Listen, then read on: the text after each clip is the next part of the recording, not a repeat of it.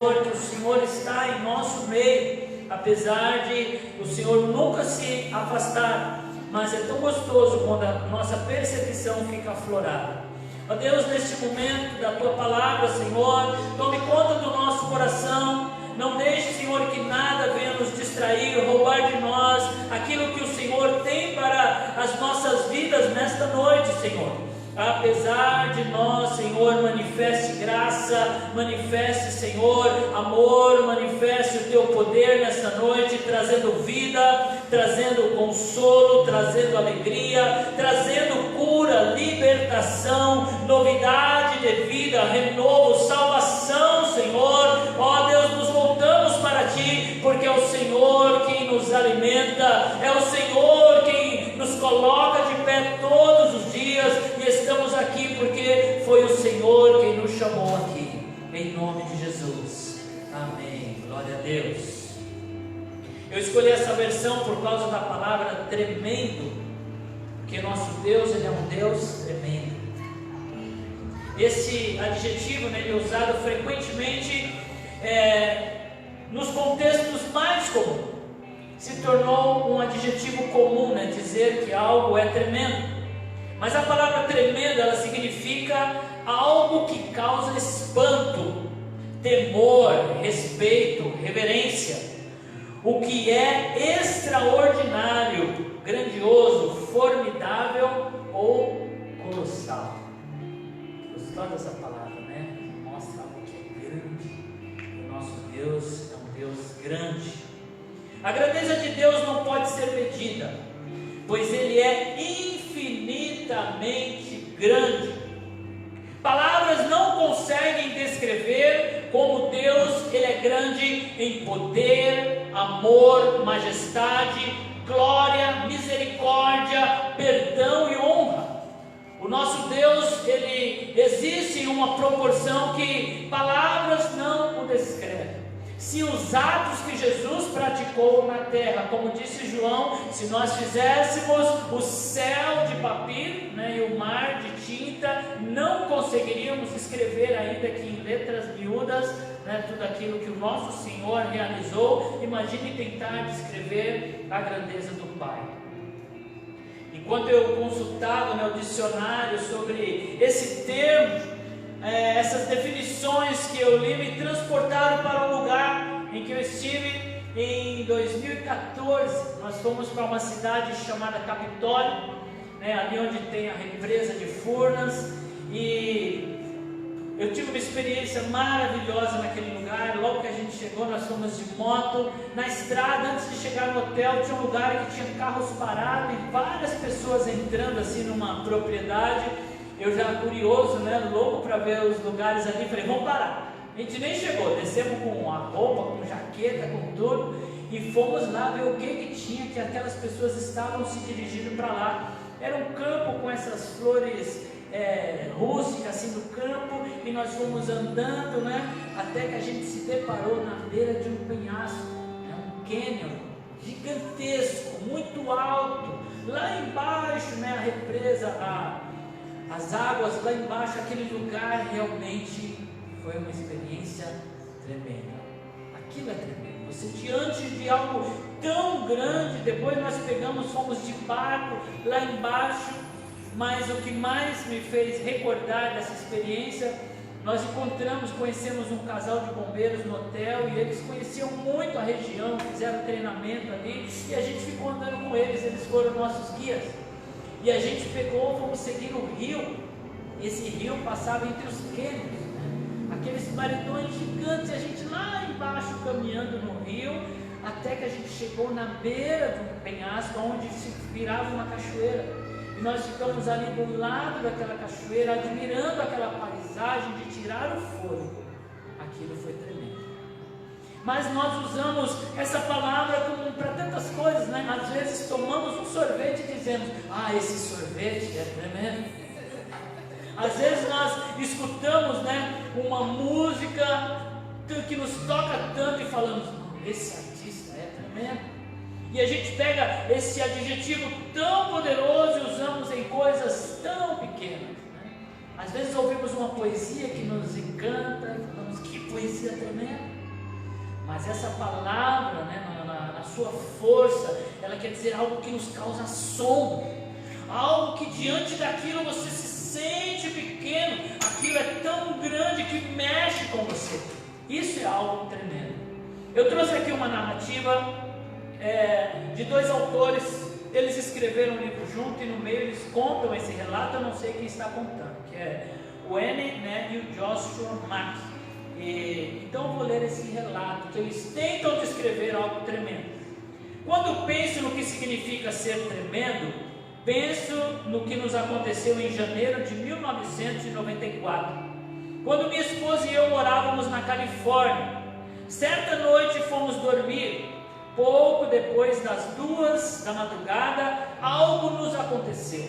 Ouvimos um tremendo estrondo e, de repente, a pequena casa em que morávamos começou a balançar.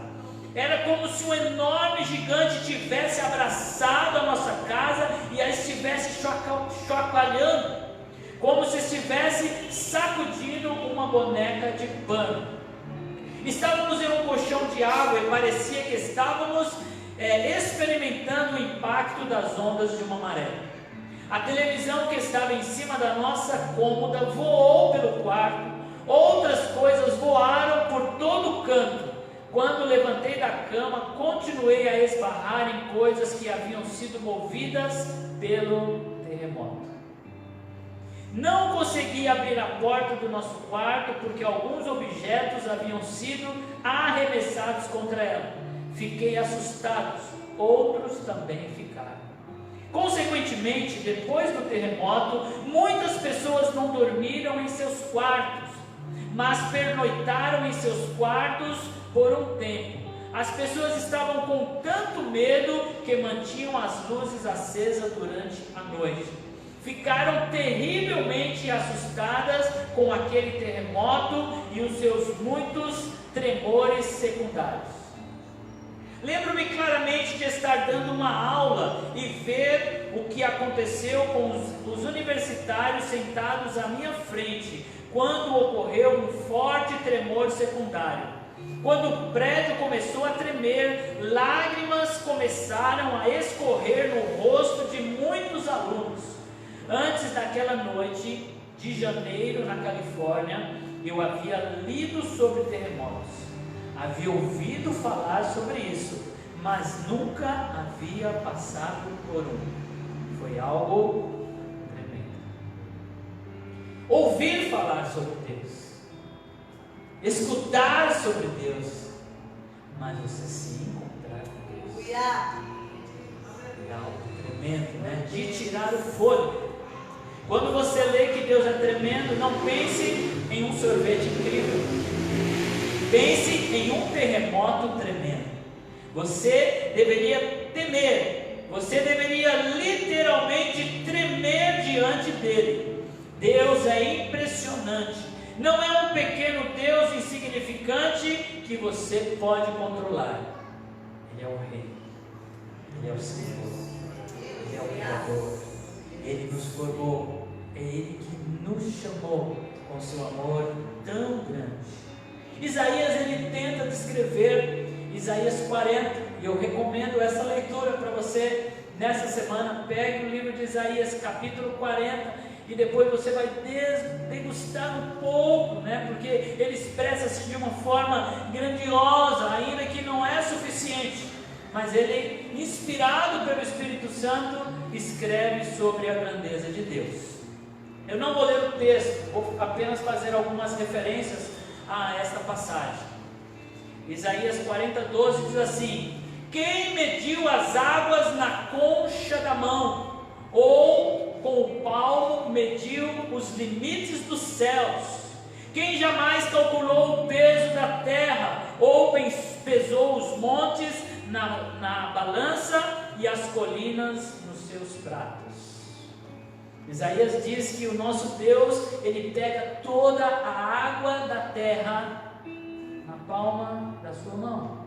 Os oceanos, os rios, os lagos, nosso Deus, ele segura. Impressionante que Isaías diz que Deus, ele consegue colocar o seu polegar no início do universo e com seu dedo mindinho ele alcança a outra extremidade. Ele mede o universo com o palmo da sua mão.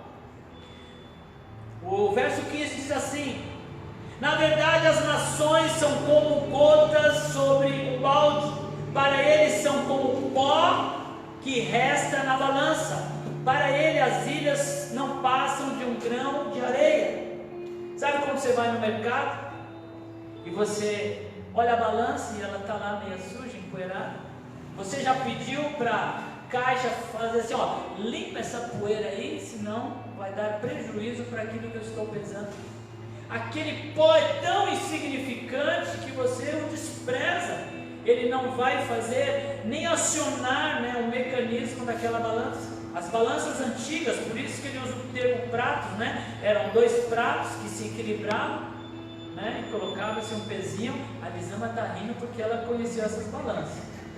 E do outro lado você ia colocando. Nós íamos na mercearia, né? Eu ia lá derramando, né, aquele cereal que era vendido a granel, né? E do outro lado eu catava, naquela época não era latinha, né? Você pegava garrafa, vidro, né? Ia para levantar uma grana, você ia lá no ferro velho. Ele usava essas balanças, né? Colocava assim, ia pôr nos pezinhos, né? Para dar o seu valor. Quanto mais pezinho ele colocava, você, opa, tá dando, rendendo. Então diz que o nosso Deus, ele consegue colocar toda a terra no prato da sua balança. Deus sabe o peso que tem o pó da terra, as grandes montanhas, o universo, né? Deus conhece. Você sabe quantas estrelas existem no universo? Esse universo que Deus mede com o palmo da sua mão, quantas existem?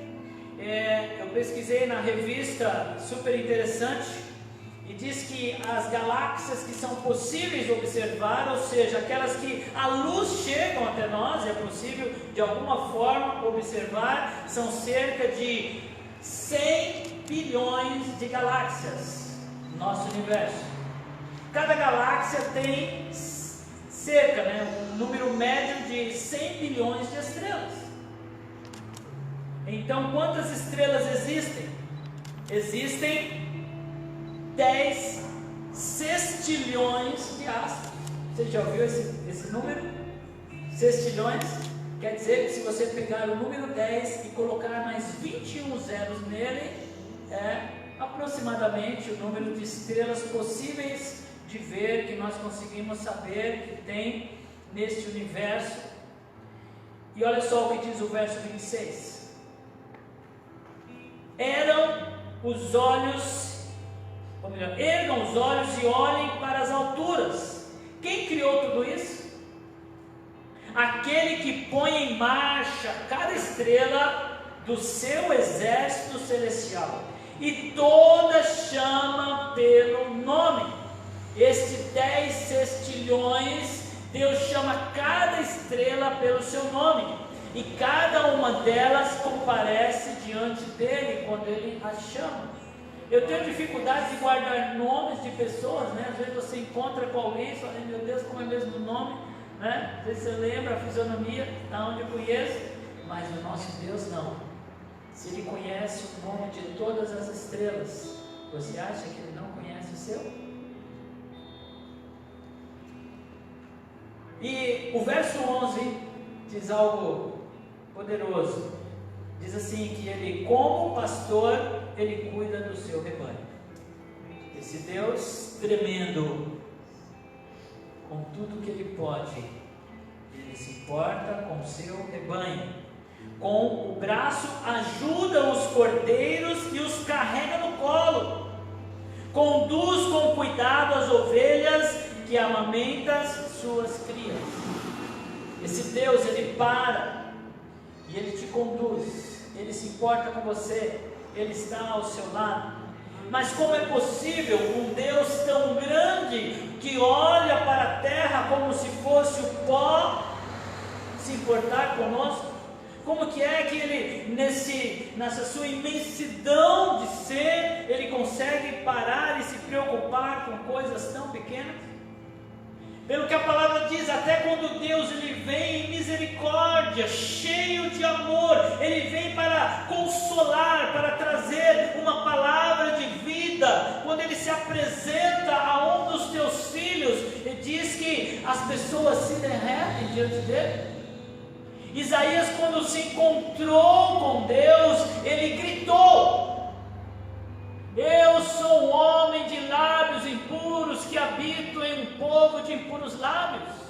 A santidade de Deus, a grandeza de Deus fez com que o profeta olhasse para ele e visse a sua impureza. Precisou um anjo vir, com uma tenaz e uma brasa e tocar nos lábios dele para que ele se sentisse puro.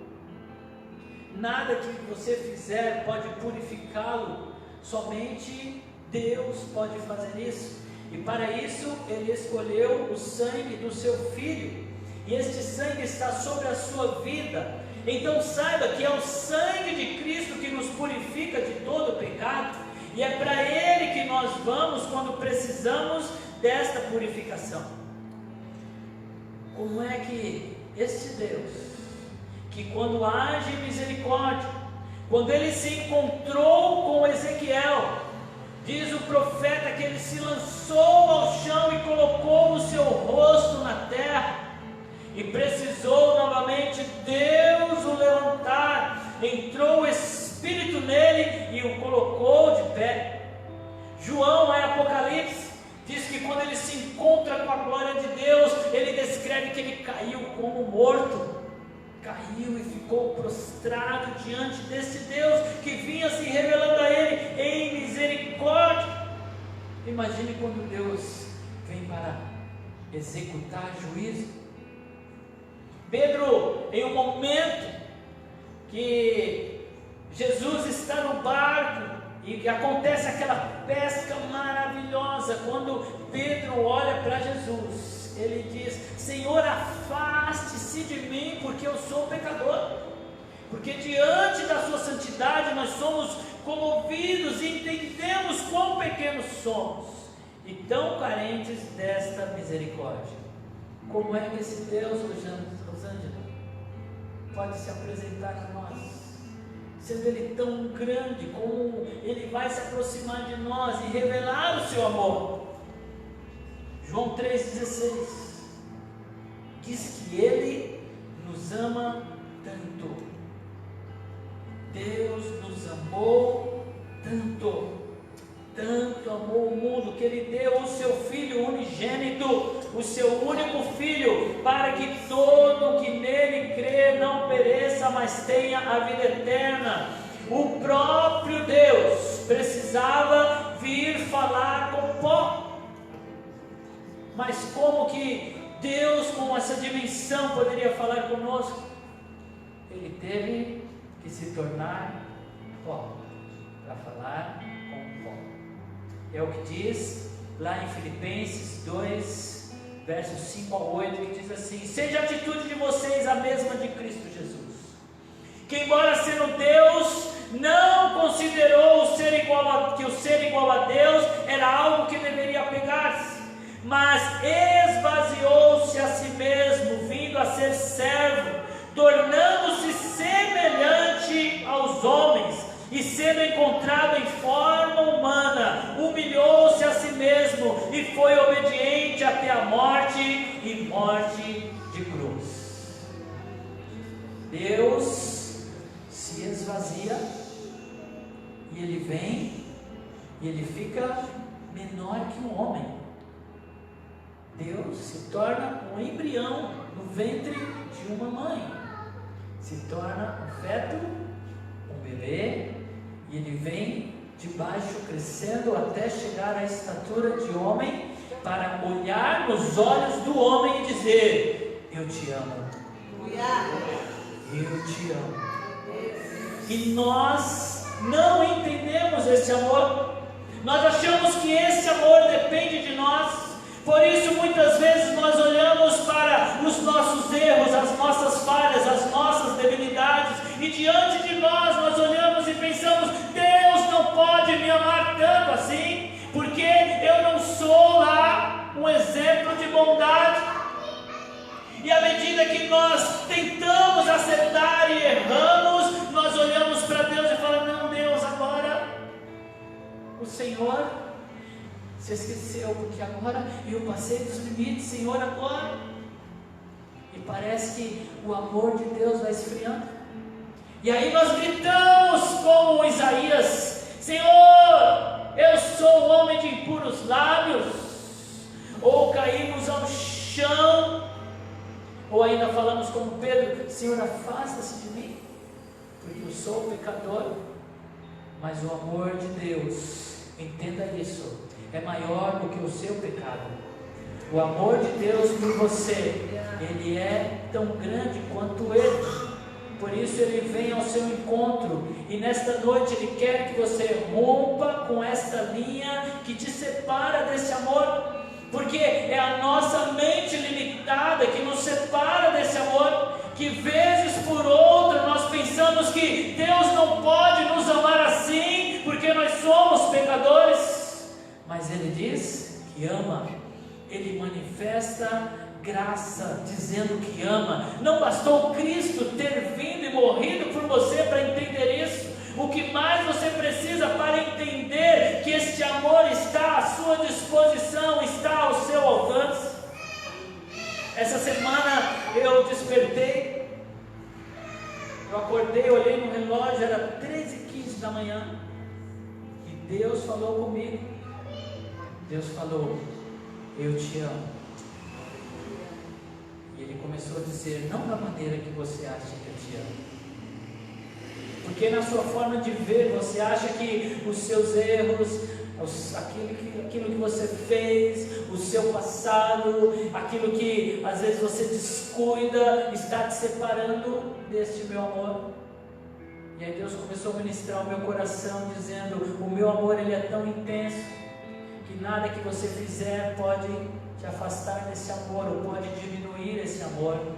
E à medida que Deus ia ministrando, eu fui sentindo aquele abraço, eu fui sentindo Deus vindo e dizendo: pode abraçar, pode vir, não tenha medo, não tenha medo desse amor, se entregue a esse amor. E às vezes nós criamos uma barreira para esse amor, nós olhamos para nós e pensamos: não somos dignos desse amor, olha, eu não mereço esse amor. E é por isso que esse amor vem pela graça, que é favor imerecido. Deus te amou mesmo sem você ter condição ou merecimento algum. Esse amor tão grande quanto esse Deus está te chamando nesta noite, dizendo: rompa esta linha, passe esta barreira, se entregue a esse amor, entenda a intensidade que você é amado, e Deus está te chamando para perto, para você desfrutar intensamente desse amor.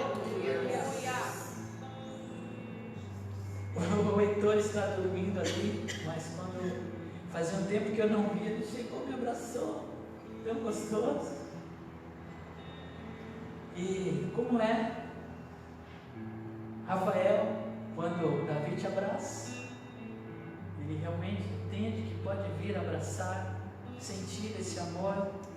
E Deus, ele está te chamando para os seus braços. O Senhor quer te abraçar, Ele quer que você sinta a intensidade desse amor. Por isso, nesta noite, nós não vamos usar óleo para ungir os irmãos. Nesta noite, nós vamos ministrar de uma outra forma. Eu quero convidar os intercessores que venham à frente. Nós vamos ministrar aquilo que Deus colocou no meu coração, e eu quero que você se sinta desafiado a responder a esse amor. Deus, ele está dizendo: rompa esse limite. Dentro de você, talvez tenha essa barreira, como eu acordei nessa madrugada, estava lá no meu coração essa barreira. Quando Deus começou a ministrar, eu realmente estava sentindo que eu de alguma forma tinha estragado esse amor. E Deus disse: eu te amo tão intensamente quanto eu sempre te amei. E Deus, ele te ama tão intensamente como ele sempre te amou. Por isso, nesta noite, enquanto a Leia ministra esse louvor, eu quero te convidar a vir receber um abraço. Estão aqui os intercessores, e à medida que o louvor vier, eu quero te desafiar a fazer esse ato de fé, como se você estivesse rompendo esse limite.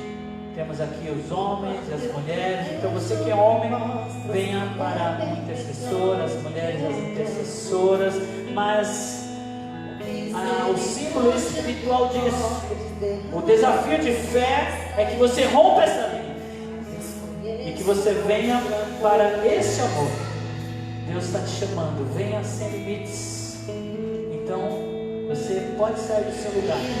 Essa noite você vai ser ministrado por esse abraço, um abraço dos céus para a sua vida. Deus está te dizendo: venha, rompa a linha, saia do seu lugar e deixe os intercessores, eles vão orar por sua vida, ministrar, enquanto o Senhor confirma esse amor tão grande e tremendo que Ele tem por você, por sua vida.